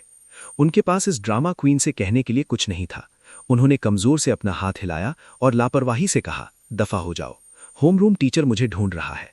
जब वो पूछेगा कि मुझे इतनी देर क्यों हो रही है तो मैं वास्तव में तुम्हें बताऊंगा। शाहिल बिष्ट ने जल्दी से जाने दिया और निमंत्रण का इशारा किया। वो मुस्कुराते हुए बोले, ध्यान रखना। राहुल राठौर आखिरकार कक्षा से बाहर निकल गए और अपने डेस्क मेट के बारे में बात करने के लिए होमरूम टीचर के ऑफिस में चले गए। उन्होंने पहले ही एक गरिमापूर्ण कारण के बारे में सोच लिया था। राहुल राठौर और आर्यन सिन्हा दोनों ही कुछ विषयों के प्रति पक्षपाती थे, लेकिन दोनों का मिलान समान रूप से नहीं था। वे मुश्किल से एक दूसरे का मिलान कर सकते थे, खासकर फिजिक्स और केमिस्ट्री। इसलिए राहुल राठौर ने शिक्षक को बताने की योजना बनाई कि एक दूसरे की पढ़ाई को पूरा करने के लिए वो आर्यन सिन्हा का डेस्कमेट बनना चाहते हैं। होमरूम शिक्षक ने उसकी बातें सुनी, एक पल के लिए सोचा और सहमत हो गया। उसकी नज़र में ये दोनों बच्चे बहुत होशियार थे। ये सिर्फ इतना था कि वे अपनी प्रजा के प्रति बहुत पक्षपाती थे, अन्यथा वे बीच में नहीं फंसते। वे उन 2 विषयों में ग्रेड के शीर्ष पर स्कोर कर सकते थे जिनमें वे अच्छे थे, लेकिन जिन विषयों में वे कमज़ोर थे उनमें उनके स्कोर उन्हें नीचे खींच रहे थे। उसने सिर हिलाया और कहा, जब अनिल शर्मा ने सीटिंग चार्ट पेश किया तो राहुल राठौर ने बेपरवाह दिखने की पूरी कोशिश की, लेकिन वो स्क्रीन पर नज़र डाले बिना नहीं रह सके, इस डर से कि कुछ गलत हो जाएगा। मिशन को विफल करने की सज़ा बहुत क्रूर थी। राहुल राठौर अभी भी उन्हें नज़रअंदाज करने का विकल्प चुन सकते थे अगर वो सिर्फ एक डेस्कमेट थे। जब उसने 2 नाम देखे तो राहुल राठौर ने चुपके से राहत की सांस ली और उसका तनावग्रस्त चेहरा थोड़ा ढीला हो गया। जब अन्य छात्र अपने नाम की तलाश कर रहे थे तो शाहिल बिष्ट आलस्य से कक्षा में लौट आए। जब वो खिड़की के पास से गुजरा तो उसने अंदर हलचल देखी। वो किनारे पर झुक गए और राहुल राठौर से पूछा, क्या हम अभी भी डेस्कमेट हैं? राहुल राठौर ने सिर हिलाया। शाहिल बिष्ट ने तुरंत एक कड़वा चेहरा पहन लिया और दयनीय होने का नाटक किया। शिक्षक हमें अलग करने के लिए कैसे सहन कर सकता है? नहीं, मुझे शिक्षक से बात करनी है। उसने कहा कि हवा बारिश है और वो दौड़ने के लिए मुड़ा। राहुल राठौर दंग रह गया। उसे वास्तव में डर था कि शाहिल बिष्ट बकवास उगल देगा और गलती से होमरूम टीचर से झूठ बोल देगा। वो इतना डर गया था कि उसने और कुछ नहीं कहा। उसने एक हाथ मेज पर रखा और खिड़की से बाहर कूद गया।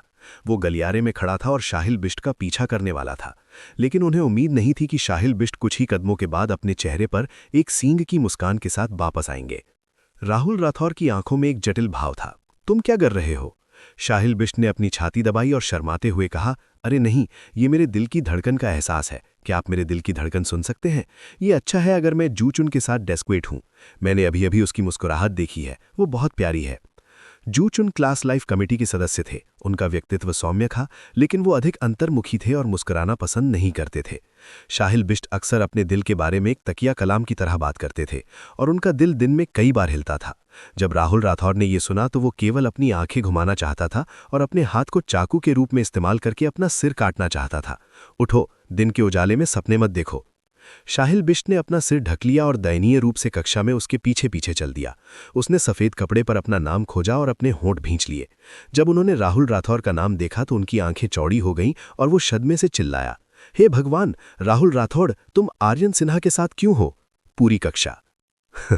हालांकि हर कोई जानता था कि वो जो कहना चाहता था वो था, हे भगवान, शिक्षक ने तुम दोनों को एक साथ बैठने की व्यवस्था क्यों की?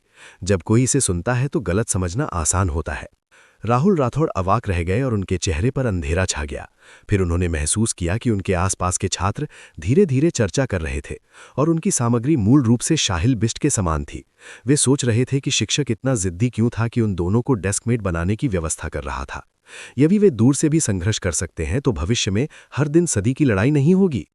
इन शब्दों को सुनकर राहुल राठौड़ के मन में मिश्रित भावनाएं आ गईं। क्या वो अपने सहपाठियों की नज़र में इतना अधीर विस्फोटक था? थोड़े से स्पर्श पर विस्फोट? उसने पहले ही तय कर लिया था कि वो अब से आर्यन सिन्हा को नज़रअंदाज कर देगा और दिखावा करेगा कि उसके पास डेस्कमेट नहीं है। यदि आर्यन सिन्हा उसे उकसाते नहीं हैं तो वो अपने काम से काम रखेगा और अपनी जिंदगी खुद जिएगा। लेकिन ये स्पष्ट था कि उनके सहपाठी राहुल राठौर को उससे बेहतर जानते थे जितना वो खुद को जानते थे। ऐसा नहीं था कि राहुल राठौर का गुस्सा बुरा था। यदि आप उसकी निचली लाइन पर कदम नहीं रखते हैं तो निश्चित रूप से वो विस्फोट नहीं करेगा। लेकिन आर्यन सिन्हा अलग थे। एक बार जब राहुल राठौर ने उनका सामना किया तो लगा कि उनका सारा धैर्य खत्म हो गया है और वो मिनटों में लड़ जाएंगे। राहुल राठौर जैसे ही सुनते हैं वो अवचेतन रूप से आर्यन सिन्हा की दिशा में देखने लगते हैं। हालांकि उन्होंने पाया कि वो कुर्सी के पीछे अपनी बांह के साथ आलस्य से बैठा था। उसकी आंखें सीधे उसकी दिशा में देख रही थीं। जाहिर है उसने सब कुछ देखा और सुना था। राहुल राठौड़ को समझ नहीं आता कि उसकी आंखों का क्या मतलब था, लेकिन जब वे मिले तो वो बेवजह दोषी महसूस कर रहे थे और तुरंत घृणा से दूर देखने का नाटक करने लगे। जब छात्रों ने ये देखा तो उन्हें तुरंत आह देखो तो इसलिए ऐसा है का एहसास हुआ। आधे घंटे बाद सभी ने अपनी सीटिंग चार्ट के अनुसार अपनी मेजें और कुर्सियां स्थानांतरित कर ली थीं और अपनी अपनी स्थिति में अपने आप को समायोजित कर लिया था। उन्होंने अपने आसपास के नए छात्रों का अभिवादन किया और एक दूसरे को जानने लगे। राहुल राठौर और आर्यन सिन्हा पहले रात सेल्फ स्टडी सेशन के लिए डेस्क मेट बन गए। उन दोनों ने केवल एक बार एक दूसरे को देखा और पूरे समय बात नहीं की। फिर ये शांतिपूर्ण ढंग से समाप्त हो गया। राहुल राठौर ने चैन की सांस ली। उसे लगा कि भविष्य में इस तरह रहना ठीक है। ये बहुत आसान था। फिलहाल राहुल राठौर ने सिस्टम के अस्तित्व को थोड़ा अनुकूलित कर लिया था। आर्यन सिन्हा के कंबल को अगली कुछ रातों तक ढकने का काम मुश्किल से ही मंजूर था, क्योंकि आर्यन सिन्हा सो रहे थे और उन्हें पता ही नहीं था। जब तक ये संतुलन बनाए रखा जाता है, तब तक जीवन हमेशा की तरह जारी रह सकता है। ऐसा सोचकर राहुल राठौड़ के चेहरे पर झट से थप्पड़ मारा गया। अगले दिन जब वो कैफेटेरिया से नाश्ता खरीद रहा था, तो सिस्टम ने अचानक कहा, रैंडम मिशन, कृपया आर्यन सिन्हा के लिए नाश्ता खरीदें, समय सीमा आधा घंटा, असफलता को दंडित किया जाएगा। राहुल राठौड़ खिड़की के सामने खड़े हो गए। जैसे ही उन्होंने ये सुना, उन्होंने अपने हाथ में फूड कार्ड लगभग तोड़ दिया। ये शापित सिस्टम। उसका चेहरा अचानक अंधेरे से छा गया, लेकिन गुस्सा करने का कोई मतलब नहीं था। वो धीमी आवाज में केवल इतना ही कह सकता था, आंटी एक और। तभी आंटी ने उसे पनीर ब्रेड का आखिरी बैग दिया। राहुल राठौड़ इसे लेकर तेजी से कक्षा में चला गया। वो टूटी हुई ब्रेड को जल्दी से आर्यन सिन्हा की डेस्क की जेब में ठूसना चाहता था, जब कम लोग थे। अपने दोषी विवेक के कारण उसकी हरकतें थोड़ी डरपोक थीं, लेकिन किसी भी मामले में उन्होंने इसे सफलतापूर्वक कर लिया। जब आर्यन सिन्हा समय पर कक्षा में लौटे और आलस्य से उनके बगल में बैठ गए, तो राहुल राठौड़ अभी भी थोड़े चिंतित थे। वो इस बात को लेकर चिंतित थे कि अगर आर्यन सिन्हा को पता चला तो वो कैसे प्रतिक्रिया करेंगे। लेकिन जैसे ही आर्यन सिन्हा आए, उन्होंने डेस्क की जेब को देखे बिना ही टेबल पर सो गए। राहुल राठौड़ को लगा कि उन्हें कोई चिंता नहीं है। जब वो जैस्मीन से झगड़ रहे थे, तब आर्यन सिन्हा ने आलस्य से अपनी ठुड्डी पकड़ी हुई थी। उसकी आंखें कथित तौर पर अपने डेस्कमेट की ओर देखती हैं। उसके केवल कुछ हिस्से को देखा जा सकता था। उनके चेहरे की विशेषताएं अलग अलग थीं। जब उन्होंने अपना होमवर्क करने के लिए अपना सिर नीचे किया, तो उनकी अभिव्यक्ति गंभीर थी। उनके माथे पर बालों के कुछ तार टिके हुए थे। उनकी पीठ सीधी नहीं थी, बल्कि थोड़ी झुकी हुई थी। जब वो सोच रहे थे, तो वो अनजाने में अपने हाथ में कलम घुमाने लगते थे। जैसे ही उन्होंने सीटिंग चार्ट देखा, आर्यन सिन्हा चौंक गए। वो थोड़ा उलझन में भी महसूस कर रहे थे, क्योंकि वो राहुल राठौड़ के साथ अपने झगड़े के दिनों की कल्पना कर सकते थे। ये शांतिपूर्ण नहीं होगा। बेशक उन्होंने सोचा कि एक दूसरे से इस तरह बहस करना बचकाना था। शायद उन्हें साथ रहने का कोई तरीका सोचना चाहिए, लेकिन वो अपना मुंह नियंत्रित नहीं कर सकता था। वो क्या कर सकता था? वो भी असहाय था। हो सकता है कि राहुल राठौर ने भी ठीक उनके जैसा ही सोचा हो। यही कारण था कि वो रात के अध्ययन सत्र के दौरान एक दूसरे के प्रति उदासीन थे। जब वे बहस करते थे तो वे मरणशील दुश्मन थे। जब वे विस्फोट नहीं करते थे तो उन्होंने खुद को संयमित किया और एक दूसरे के साथ अजनबियों की तरह व्यवहार किया। इस समय आर्यन सिन्हा ने उसे बोरियत से देखा। राहुल राठौड़ ने ध्यान नहीं दिया। उसके हाथ में कलम घूम रही थी और उसने गलती से उसे गिरा दिया। वो उड़ गया और आर्यन सिन्हा की कुर्सी के नीचे लुढ़क गया। आर्यन सिन्हा ने अपनी भौहें ऊपर उठाईं। उसे ये भी एहसास नहीं हुआ कि उसकी उबाऊ और उदासीन आंखें अचानक चमक उठीं। जब उसने राहुल राठौड़ को अपनी ओर देखा, तो वो नाराज हो गया। कक्षा बड़ी नहीं थी। एक कक्षा में 58 लोग थे। यहाँ सभी की डेस्क, कुर्सियां और किताबें रखी गई थीं, जो तंग दिख रही थीं। कम से कम डेस्क के बीच कुछ खाली सीटें थीं। राहुल राठौड़ झुककर पेन उठाना चाहता था, लेकिन ये थोड़ा मुश्किल था। उसने कोशिश की और पाया कि वो उस तक नहीं पहुंच सकता। उसकी भौहें गहरी हो गईं। आर्यन सिन्हा ने उसकी ओर देखा, लेकिन उसकी कुर्सी नहीं हिली। वो वहां एक बड़े बॉस की तरह बैठा रहा। ये बहुत असभ्य था। लेकिन राहुल राठौड़ भी जिद्दी थे। वो अपने सामने परेशान करने वाले आदमी से बात नहीं करना चाहता था। जब उसने अपना सिर उठाया और उसकी उत्तेजक निगाहों से मिला, तो वो जानता था कि वो जानबूझकर नहीं चल रहा था। उसकी मुट्ठियां खुजलाने लगी। राहुल राठौड़ ने अपने होंठ भींच लिया और उपहास किया। वे एक दूसरे को घूरने लगे। ऐसा लग रहा था कि हवा में उनकी आभा से बाघ और भेड़िए बने हैं, जो गुस्से से दहाड़ रहे हैं। जैस्मीन कर्तव्यनिष्ठ रूप से दर्शक थीं, जो शो को बड़ी दिलचस्पी से देख रही थीं। राहुल राठौड़ ने ठंडे स्वर में कहा, हटो। आर्यन सिन्हा ने मुस्कुराया, मुझसे भीख मांगो। हवा एक पल के लिए जम गई। राहुल राठौड़ का चेहरा ठंडा पड़ गया। वो अचानक बाहर पहुंचा और आक्रामक रूप से आर्यन सिन्हा के कंधे को पार करते हुए उसके पीछे कुर्सी के पिछले हिस्से को पकड़ लिया। उसने जोर से दबाया और कुर्सी स्वाभाविक रूप से पीछे की ओर पलट गई। आर्यन सिन्हा को मजबूरन पीछे झुकने के लिए मजबूर होना पड़ा। आर्यन सिन्हा 1.89 मीटर लंबे और 70 किलोग्राम वजन के थे, लेकिन राहुल राठौड़ एक हाथ से खुद का समर्थन करते थे और बहुत स्थिर थे। वो थोड़ा नीचे झुका और आसानी से अपने दूसरे हाथ से जमीन पर पड़ी कलम उठा ली। अचानक एक मानक कुर्सी की गड़गड़ाहट कहीं से भी आ गई। इस दृश्य को देखने वाले सभी छात्र दंग रह गए, जिनमें खुद आर्यन सिन्हा भी शामिल थे। जब राहुल राठौड़ ने अपने होंठ कसकर भींच लिए और बिना किसी प्रतिक्रिया के अपना हाथ वापस ले लिया तो कुर्सी ने जमीन पर गिरते ही कान छीरने वाली आवाज की। आर्यन सिन्हा होश में वापस आए और उन्होंने खुद को संभाल लिया। वो लापरवाही से मुस्कुराया और कहा, मिस्टर राहुल बहुत दबंग है। जैस्मीन भी हंस पड़ी। भाई आर्यन, आप अभी राहुल राठौड़ की बाहों में बहुत प्यारे लग रहे थे। आप लोग आइडल सोप ओपेरा के एक विशेष संस्करण में अभिनय करने की कोशिश कर सकते हैं। आर्यन सिन्हा ने हंसते हुए लापरवाही से जवाब दिया। वो खुद को राहुल राठौड़ के भावों को देखने से नहीं रोक सका, केवल ये पता लगाने के लिए कि राहुल राठौड़ पहले ही मुड़ चुके थे और बिना किसी प्रतिक्रिया के लिखना जारी रखे हुए थे। वो अचानक थोड़ा उबाऊ लगा और सूंघा। ऐसा लगता है कि ये बिग बॉस बुरे मूड में है और राहुल राठौड़ को फिर से उकसा रहा है। जब सभी को लगा कि वो एक और पलटवार करने ही वाले हैं, तभी पानी निकालने गए अनिल शर्मा वापस आ गए। जैस्मीन उसकी सीट पर थी, इसलिए वो एक तरफ खड़ी हो गई और पलक झपककर जैस्मीन को खड़े होने के लिए तैयार कर रही थी। जैस्मिन ने अभी अभी एक अच्छा शो देखा था और वो बिल्कुल भी उठना नहीं चाहती थी। उसने उत्साह से अपनी जांघ थपथपाई और मुस्कुराते हुए कहा, यहां बैठो। अनिल शर्मा दंग रह गए। वो वहां गतिहीन खड़ा था, जैसे कि वो डर गया हो। जैस्मिन को लगा कि ये दिलचस्प है। उसने लापरवाही से अपनी लंबी बाहों को फैलाया और उसे खींच लिया। उसे अपनी बाहों में दबा लिया और उसे अपनी गोद में रख लिया। अनिल शर्मा की लंबाई 1.75 मीटर थी और उनका शरीर पतला था। जब वो जैस्मिन की बाहों में बैठा तो उसे जगह से बाहर महसूस नहीं हुआ, जो उससे आधा सिर लंबा था। अनिल शर्मा असहाय होकर दूसरे लड़के की बाहों में पड़ गया। उसकी पीठ और नितंब गर्म थे, स्कूल की वर्दी के कपड़े में घुस रहे थे, जिससे उसे स्पष्ट रूप से महसूस हो रहा था कि ये स्थिति कितनी अंतरंग थी। उसके दिमाग ने भी उस दृश्य की कल्पना की जो दिखाई दिया, और ये वास्तविकता से भी अधिक अंतरंग था। धमाके के साथ अनिल शर्मा के गाल गर्म होकर पूरी तरह से लाल हो गए। लालिमा उसके कानों तक फैल गई। वो घबरा गया और कूदना चाहता था और इस अजीब स्थिति से बचना चाहता था। जैस्मिन ने इसे केवल एक सनक पे किया था। उन्हें उम्मीद नहीं थी कि कक्षा प्रतिनिधि की इतनी बड़ी प्रतिक्रिया होगी, और वास्तव में शर्मा गए। उन्होंने तुरंत महसूस किया कि ये मज़ेदार था और अजीब तरह से उसके कानों पर चुटकी ली। वो गर्म महसूस कर रहा था और हंसा। अनिल शर्मा खड़े होना चाहते थे, लेकिन उनकी कमर को जैस्मिन ने लपेट लिया। वो हिल नहीं सकता था। वो इतना शर्मिंदा था कि उसने जैस्मिन की बाह खींचने की कोशिश की और घबरा कर कहा, मैं तुम्हें बैठने दूंगा, मैं कक्षा के लिए वापस आऊंगा। जैस्मिन ने बेशर्मी से उसे गले लगाया और उसकी ठुड्डी उसके कंधे पर रख दी। उसने मुस्कुराते हुए कहा, मुझे ये करने दो। बोलते ही उसने अपना मुंह खोला। राहुल राठौड़ नाराज हो गए। वो जैस्मिन के साथ अच्छा व्यवहार नहीं करता था, न केवल इसलिए क्योंकि वो अनिल शर्मा से उनकी उम्मीदों पर खरा न उतरने के लिए उनसे नफरत करता था, बल्कि इसलिए भी क्योंकि वो अपना गुस्सा उस पर निकाल रहा था। वो तथाकथित व्यवस्था के प्रति अधीर था। समय समय पर ये कुछ मिशन जारी करता था जिसे पूरा करने के अलावा उसके पास कोई विकल्प नहीं था।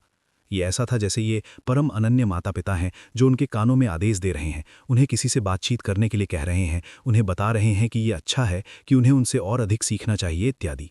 ये सुनकर ही उसे घृणा महसूस हुई। पहले भी इस तरह की घटनाएं हो चुकी हैं। राहुल राठौड़ ने सतह पर बेपरवाह जवाब दिया था कि वो जानते हैं, लेकिन वास्तव में उन्होंने निर्देशों का बिल्कुल भी पालन नहीं किया। लेकिन इस स्थिति में ये माता पिता इंसान नहीं थे और इसके लिए कुछ नहीं कर सकते थे। राहुल राठौड़ नाराज थे और अपनी नोटबुक पर लिखने से खुद को रोक नहीं सकते थे। उस रात वो छात्रावास में सोया। चूंकि उन्हें सिस्टम द्वारा लगातार कुछ रातों के लिए जगाया गया था, राहुल राठौड़ ने एक जैविक घड़ी विकसित कर ली थी। जब समय के बारे में था तो उसने सिस्टम द्वारा उसे बुलाए बिना स्वचालित रूप से अपनी आंखें खोल लीं। उन्होंने एक टकटकी में लुढ़का और उनके सामने बिस्तर की ओर देखा। उन्होंने पाया कि आर्यन सिन्हा ने फिर से अपना कंबल उतार दिया था। उसका एक लंबा पैर अभी भी कंबल के ऊपर था। वो गहरी नींद में सो रहा था। राहुल राठौड़ ने जम्हाई ली। चूंकि सिस्टम के पास कोई मिशन नहीं था, इसलिए उन्होंने इसकी परवाह नहीं की। उन्होंने अपने हल्के एयर कंडीशनिंग कंबल को खींचा, लुढ़का और आराम से सोना जारी रखा। अगले दिन राहुल राठौड़ को अच्छी नींद आई। वो उच्च आत्माओं में भर उठा। जब वो बाहर निकला तो उसने पाया कि आर्यन सिन्हा अभी भी अपने कंबल के साथ सो रहे थे। उसने मन ही मन सोचा, क्या वो सुअर है? वो वास्तव में सो सकता है। दरअसल आर्यन सिन्हा बाहर जाने के कुछ देर बाद ही जाग गए। वो अच्छा नहीं लग रहा था। चूंकि वो कल रात ठीक से नहीं सो पाया था, वो कई बार ठंड से जाग चुका था। उसके सिर में चक्कर आ रहे थे और वो असंतोष में उसके सामने बिस्तर पर घूर रहा था। मैंने उसे कुछ रातों के लिए कंबल से ढका हुआ है। मैंने कल रात उसे ढका क्यों नहीं? वो जमकर मर गया। अगर उसे सर्दी लग गई तो ये निश्चित रूप से राहुल राठौड़ की गलती थी। आर्यन सिन्हा अभी तक नहीं उठे थे, इसलिए उन्हें एहसास नहीं हुआ कि उनके विचार कितने अनुचित थे। वो एक बिगड़े हुए बच्चे की तरह थे जिसे अचानक एहसास हुआ कि दूसरा पक्ष अब उनसे प्यार नहीं करता है, इसलिए उन्होंने नखरे किए और सहलाना चाहते थे। आर्यन सिन्हा ने काले चेहरे से धोया। जब वो हो गए तो उन्होंने अपने जूते पहने और कक्षा में चले गए। नींद पकड़ना चाहते थे, लेकिन जब वो कक्षा में जल्दी पहुंचा तो उन्हें एक अविश्वसनीय दृश्य देखने की उम्मीद नहीं थी। वो आलस्य से सीढ़ियों से ऊपर चढ़ा और गलियारे के साथ अपनी कक्षा में चला गया। जैसे ही उसने दरवाजे से कदम बाहर निकाला, उसने ऊपर देखा और पाया कि उसका प्रिय डेस्क मीट चुपके से अपनी डेस्क की जेब में काले सामान का एक बैग भर रहा था। आर्यन सिन्हा जम गए, जैसे उन्हें करंट लग गया हो। वो तुरंत शांत हो गए और उनके दिमाग में हर प्रकार के विचार कौंध गए। क्या राहुल राठौर ने मुझे पिछले कुछ दिनों से नाश्ता दिया था? क्या ये वो लड़की है जिस पर उसे क्रश है? क्यों? क्या वो मुझसे नफरत नहीं करता? क्या मैंने इस समय गलत समझ लिया? आर्यन सिन्हा के चेहरे पर एक चकित भाव था, जैसे वो एक सपने में था। उसके पूरे शरीर को ऐसा लगा जैसे वो तैर रहा हो और उसे लगा कि ये अत्यंत अविश्वसनीय है। लंबे समय के बाद आखिरकार उसने अपनी नसों और भावनाओं को शांत किया, जो बहुत उत्तेजित हो गई थीं। जैस्मिन। ये फिर से जैस्मिन की आवाज़ थी, लेकिन इस बार वो व्यंग्यात्मक नहीं हो रहा था। आर्यन ने नहीं किया और उसने सिन्हा से कहा था कि ये होगा, लेकिन ऐसा नहीं है। जीटोस टुटुग राहुल। अभिवादन करने के बाद उन्होंने देखा कि आर्यन सिन्हा ने कोई जवाब नहीं दिया।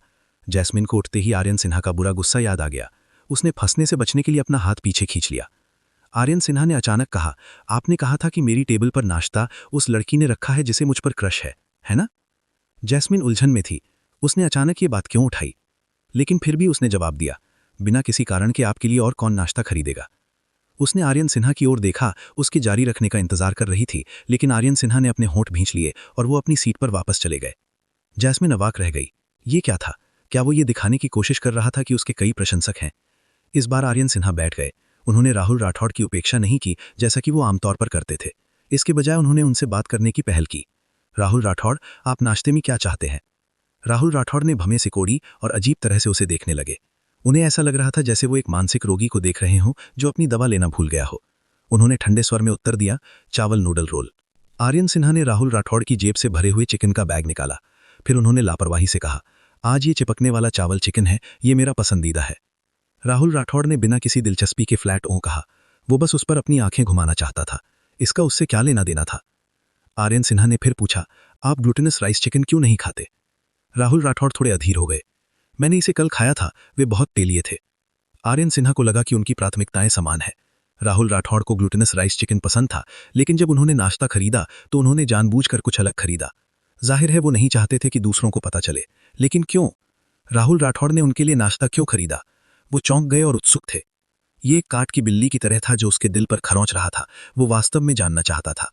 इसके बाद आर्यन सिन्हा ने कमल का पत्ता खोला और चिपकने वाला चावल चिकन खाने लगे।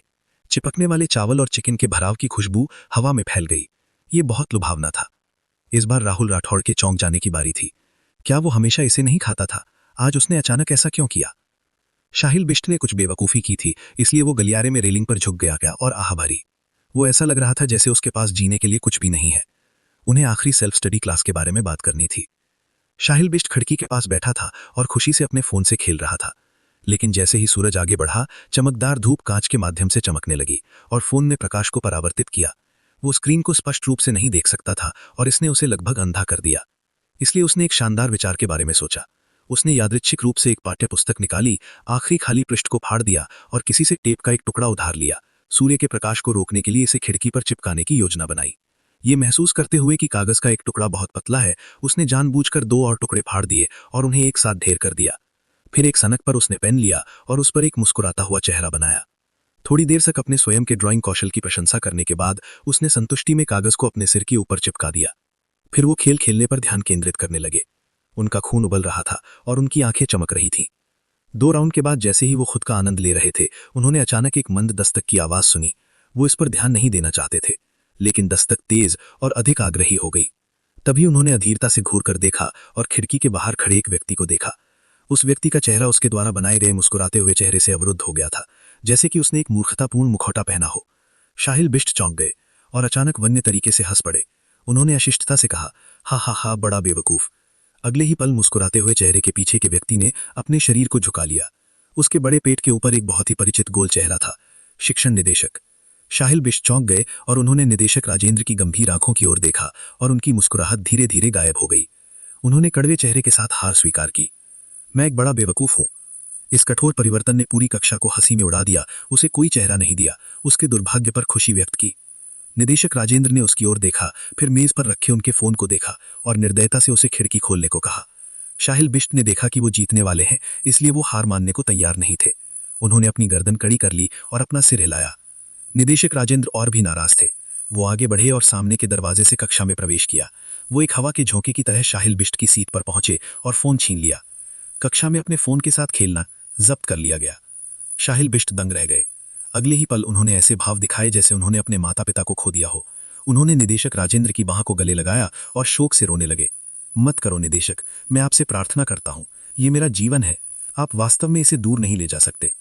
डीन निदेशक अवाक रह गए। उन्होंने अपना फोन रख दिया। उन्होंने कई दोषी, क्रोधित और अनिच्छुक छात्रों को देखा था, लेकिन उन्होंने कभी भी इतना बेशर्म नहीं देखा था। ठंडे स्वर में हाथ हिलाने से पहले वो एक पल के लिए स्तब्ध रह गए। जाने दो निदेशक, मैं एक पल के लिए भूत हो गया था। मैं वादा करता हूं कि अब मैं कक्षा के दौरान इसके साथ नहीं खेलूंगा। कृपया इसे मुझे वापस दे दें। इसके बिना मैं अच्छे से खा पी और सो नहीं पाऊंगा। मैं मर जाऊंगा निदेशक। उसकी आवाज़ बहुत दुखद और पीड़ादायक थी और उसकी आंखें इतनी ईमानदार और स्नेहपूर्ण थीं जैसे वो किसी महत्वपूर्ण व्यक्ति से रहने के लिए कह रहा हो और उससे मरने की प्रार्थना कर रहा हो।